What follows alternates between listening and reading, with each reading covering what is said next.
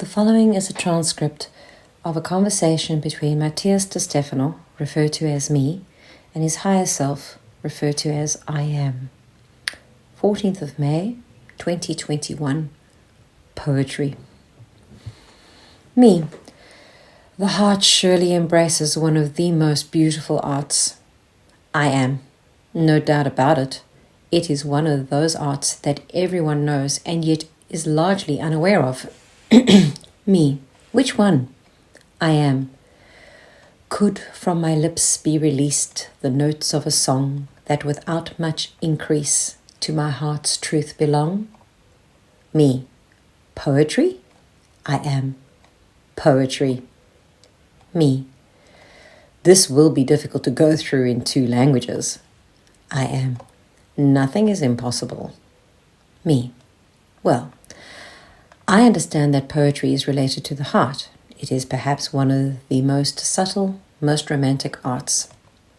At least the world recognizes it as such. When we say poetry, the first thing that comes to mind is the idea of romanticism, of expressing emotions to a partner. In today's culture, it is related to love. I am. But you have to know that it's not like that. Poetry is the music of words, for which you don't need instruments, but your thoughts, your emotion, and your voice. Poetry is a sung form of reciting the facts of life, the exploits of heroes, of narrating the stories of people, describing common situations in a profound way. Remember that Romanticism emerged in history back in the 18th century as a way of describing the mundane and natural life of the cultures born from Rome, through the art of painting, music, architecture, and poetry.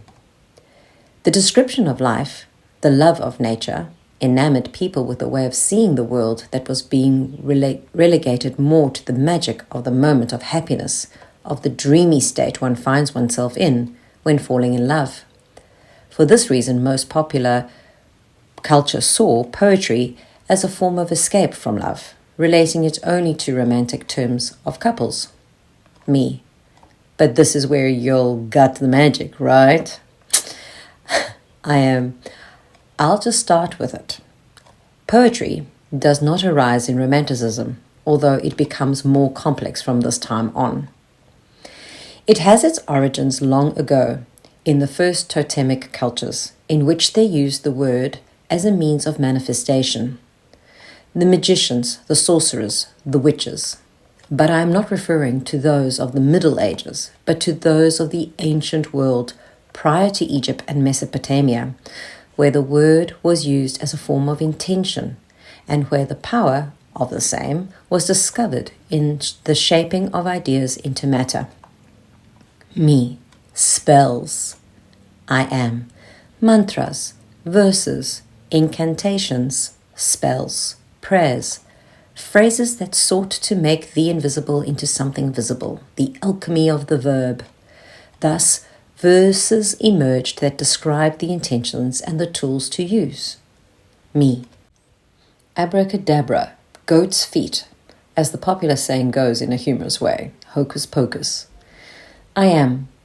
The word abracadabra comes from the Aramaic abra cadavra, which means I will create as long as I say.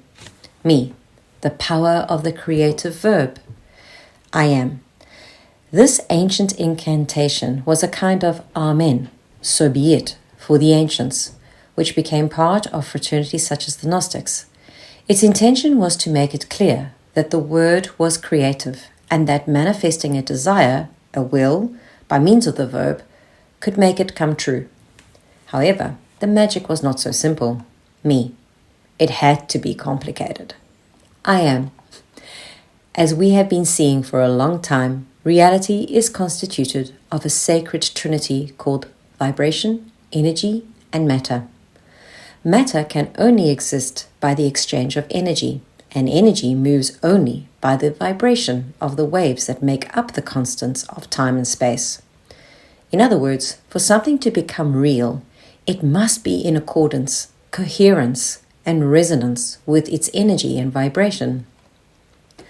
This leads us to the fact that for something to become powerful, it needs to enter into the metric of the universe, me.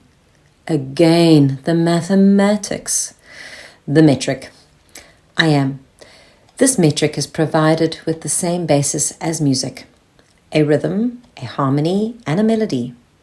Everything that vibrates has a rhythm. All energies unite harmonically, and together they give rise to the matter that gives the melody, that which you perceive. Matter is nothing more than a perception of the logic that is produced in the combination of all the data of rhythm and harmony, of vibration and energy. Thus, the measure of that rhythm in different frequencies, the measure of that energy in vibrations, and the measure of that matter in quantities is what determines a specific reality. All of this to be able to tell you if you want to manifest a reality, you need to calibrate yourself in the metrics of energy and vibration that are available there to accomplish it. Me. And how is that done? I am. By getting the word into the metric of the vibration of space and time, awaking in its waves the energy that mobilizes to action. Me. And in practice that would be, I am, poetry.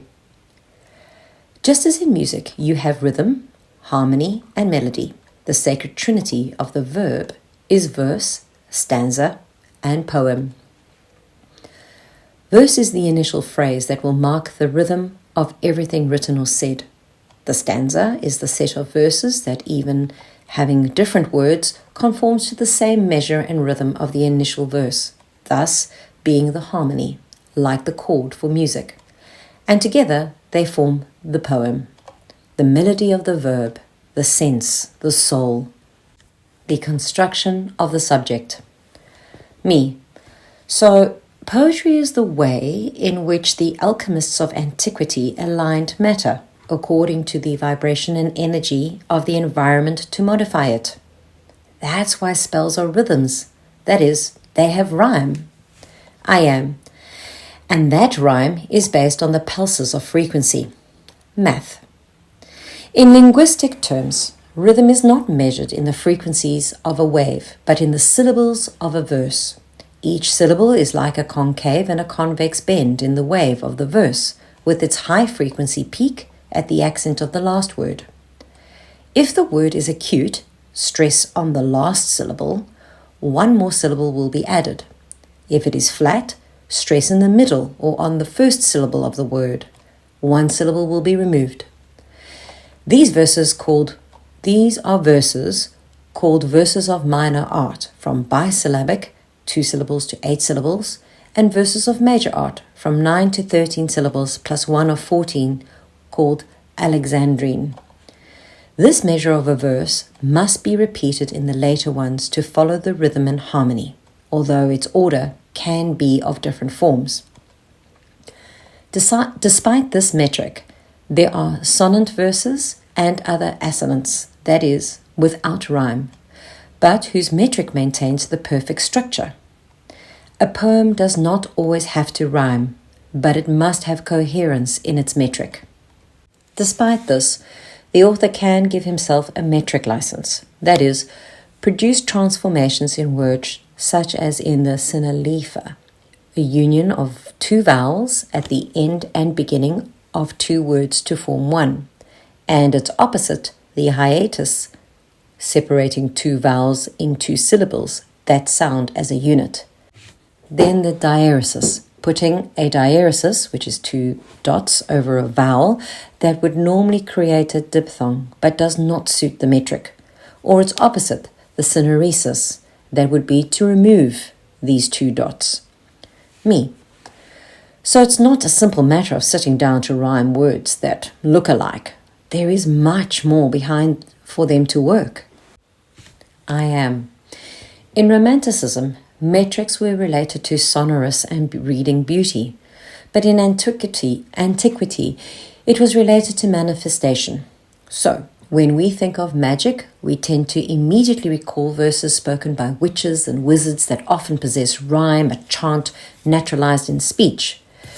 In Hellenic times, Incantations became odes to heroes and gods, narrating battles or exploits, which were not always related to love, but to war, conflicts, and the tasks to be performed by those who marked a historical milestone that became legend and myth.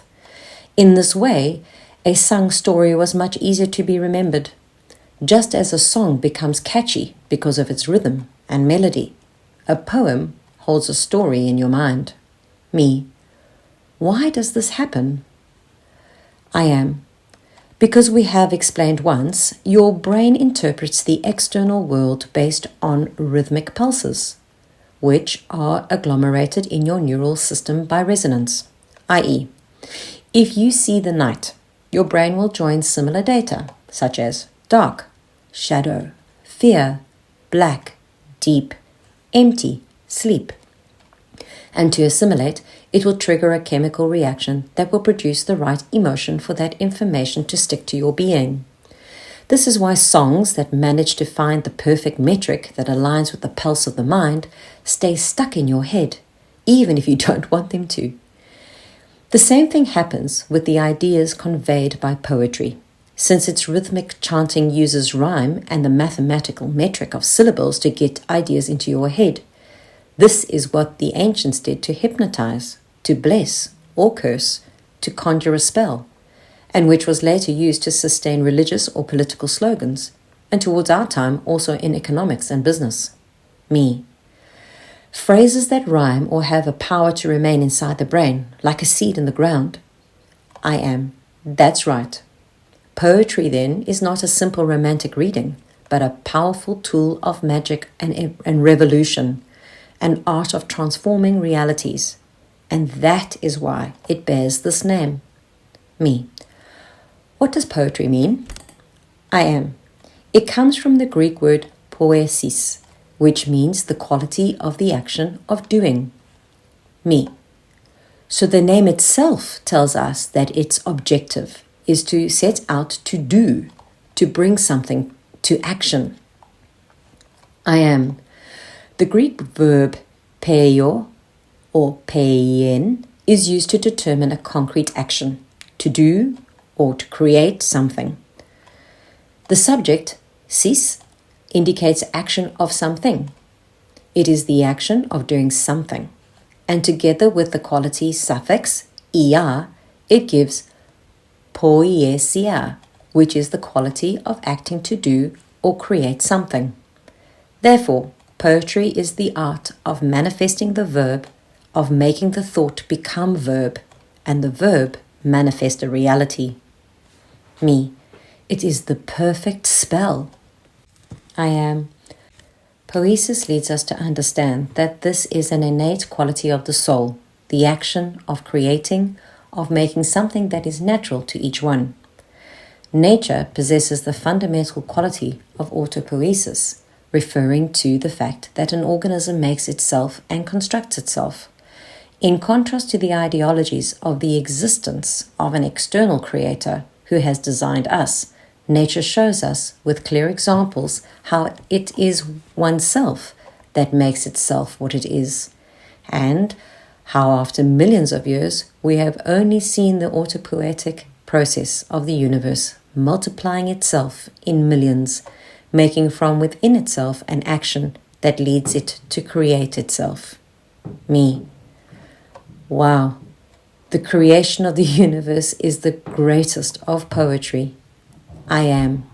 And so you can create a new universe, a new reality through your poetry, if you can create yourself.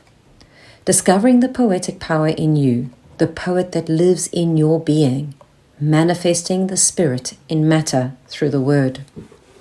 Me. I am the poetry of the universe. I am the poet of my reality. I am. You are a verb in expansion of cosmos manifestation. A song sounds in your mind, which brings your heart to bind.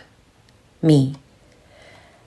I am the son of the void, that fortunately I have arrived to this so desired world.